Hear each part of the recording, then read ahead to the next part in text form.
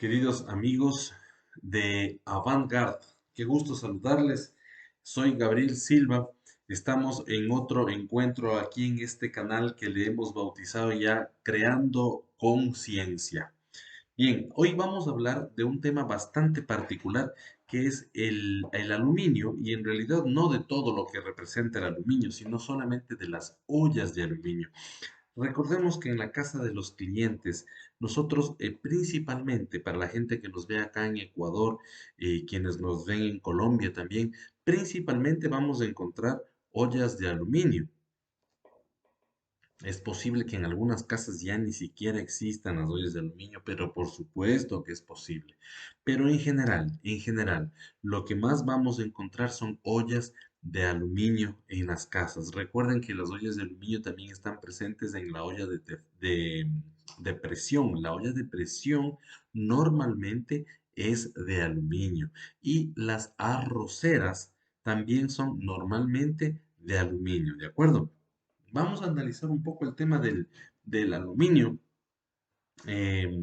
su conformación y los efectos que puede provocar en el ser humano. Para esto es importante, como primer video que vamos a hacer del tema de las ollas, de los tipos de ollas, entender que el ser humano, eh, en sus inicios, en sus principios, en sus eras cavernícolas, digamos así, cuando teníamos muy poca evolución cultural, el ser humano empezó a utilizar una especie de ollas a partir de ciertas piedras cóncavas o ciertos cuencos de piedra, ¿sí? Que estaban ya por naturaleza así creados y simplemente los ponían al fuego y ahí ponían parte de sus alimentos para semi-cocerlos. ¿De acuerdo? Esto se ha descubierto en Turquía, en excavaciones arqueológicas en Turquía, fue descubierto más o menos en los años 60 este tipo de cuencos de roca, donde se entiende que se hacían las primeras formas de cocción.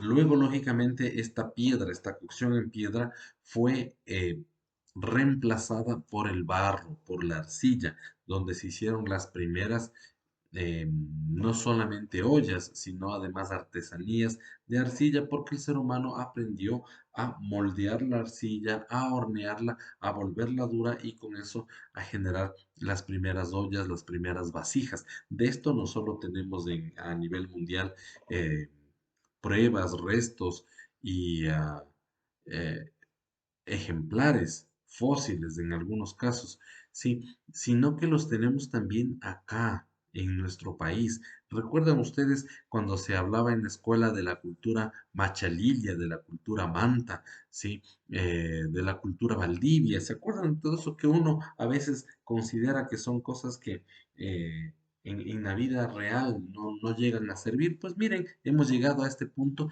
y nos vemos obligados a recordar que nuestros ancestros utilizaban y que por fortuna han sido muchos de estos utensilios conservados con el tiempo para hoy ser rescatados por la arqueología y mostrados en museos para que nosotros podamos constatar esa realidad histórica que vivió el ser humano acá en el Ecuador, en lo que ahora se llama Ecuador. Bien, entonces, dado ese pequeño preámbulo, es importante comentar que mm, en la edad industrial, sí, más o menos en 1820, estamos hablando de que estábamos en el influjo en Europa, se estaba en el influjo de Napoleón Bonaparte, se utilizaban platos, sobre todo platos del emperador, platos de plata y de oro. Sin embargo, estos platos, que en principio eran de oro y plata, fueron reemplazados por un nuevo metal que se descubrió, que fue el aluminio. En determinado momento, el kilo de aluminio llegó a costar más o menos unos $2000, haciendo una relación de la moneda de ese tiempo con la moneda actual. $2000 del kilo, sí, porque era el metal de moda, el metal recién encontrado. Con el tiempo y con la industrialización, empezó a hacerse excavaciones y hacer una producción forzada, una producción rápida, una gran oferta del tema del aluminio y pues claro, el aluminio bajó su precio cayó en más o menos en el lapso de unos 100 años, cayó de $2.000 el kilo a 60 centavos el kilo. El aluminio se convirtió pues en un elemento de uso popular, ¿sí? Y entre ellos pues el uso de la cocina, ¿no es cierto? Se empezó a hacer ollas de aluminio que servían tanto para los reyes como para los pueblos, ¿sí? ¿Cuáles eran estas ventajas que tenía el aluminio? Que era muy maleable, es decir, fácil de darle forma, además bastante liviano, como es hasta el día de hoy. Y lo bueno que tenía y por qué se popularizó tanto en la cocina es porque es un excelente conductor de calor, un conductor eléctrico también, pero principalmente un excelente conductor de calor. Vale mencionar que las fuentes más ricas de aluminio a nivel mundial se encuentran en el sur de Venezuela. ¿Sí? Bien. Y en este punto es donde vamos a hacer, a dejar un poco la historia y hacer un poco más de énfasis en lo que refiere ya a nuestra demostración. Se pensaba, se creía y quizás en determinado momento, hace mucho tiempo atrás, pudo haberse dado el caso de que las ollas de aluminio pudieron haber estado mezcladas con un pequeñísimo porcentaje de plomo. ¿De acuerdo?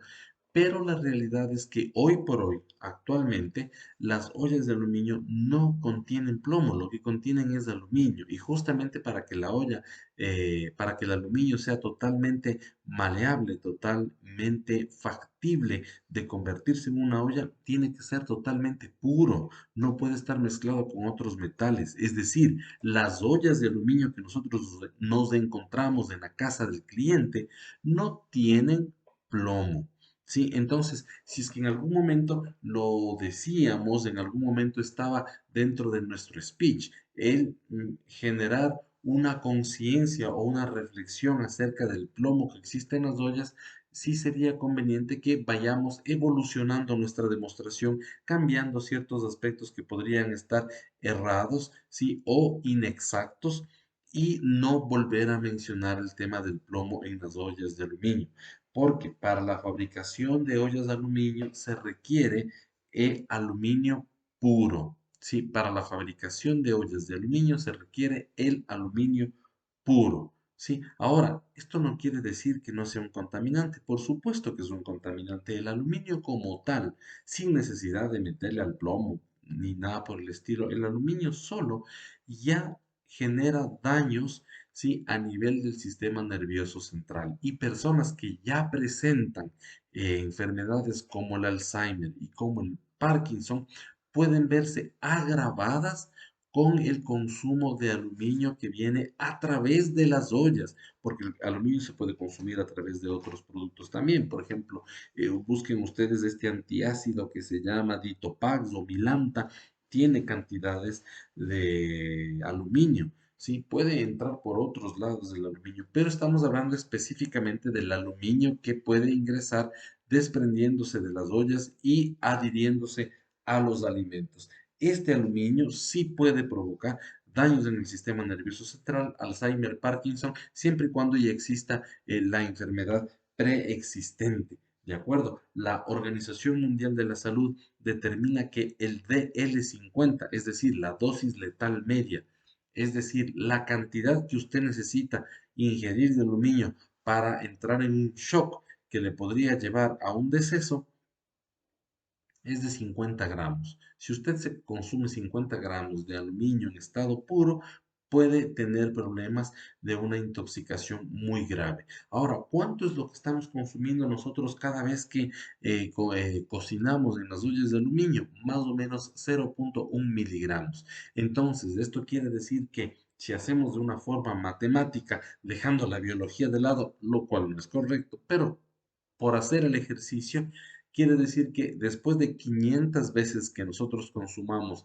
en la misma olla, 500 veces quiere decir más o menos, después de un año de estar cocinando en esa olla, ya el cuerpo ha consumido el máximo nivel de aluminio que podemos soportar antes de empezar una intoxicación.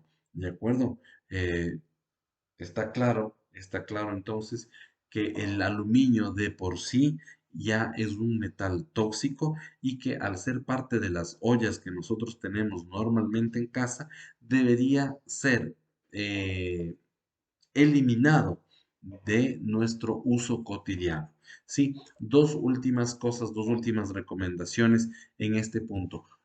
No digamos, si no mencionemos en nuestra demostración que las ollas de aluminio causan cáncer, porque no existe una base científica, una base investigativa en la cual nosotros podamos basarnos para decir que las ollas de aluminio causan cáncer.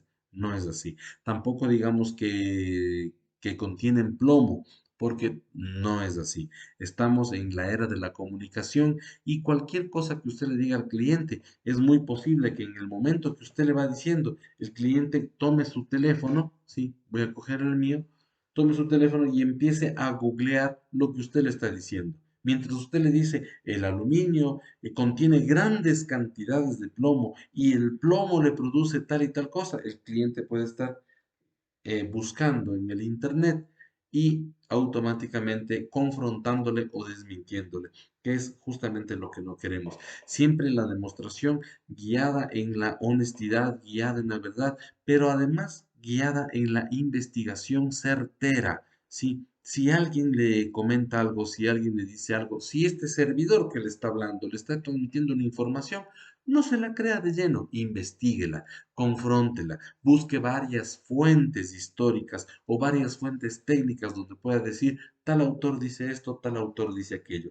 Sin embargo, todo lo que yo he podido en estos pocos minutos generar de información, tengo en bases bibliográficas que las voy a adjuntar a este video para que usted pueda descargarse el PDF de la bibliografía y de un pequeño resumen escrito que he hecho yo de todo lo que se ha hablado en este momento. Ha sido un gusto el poderles servir, siempre al servicio de la comunicación y de la capacitación. Soy Gabriel Silva y este es su espacio Creando Conciencia.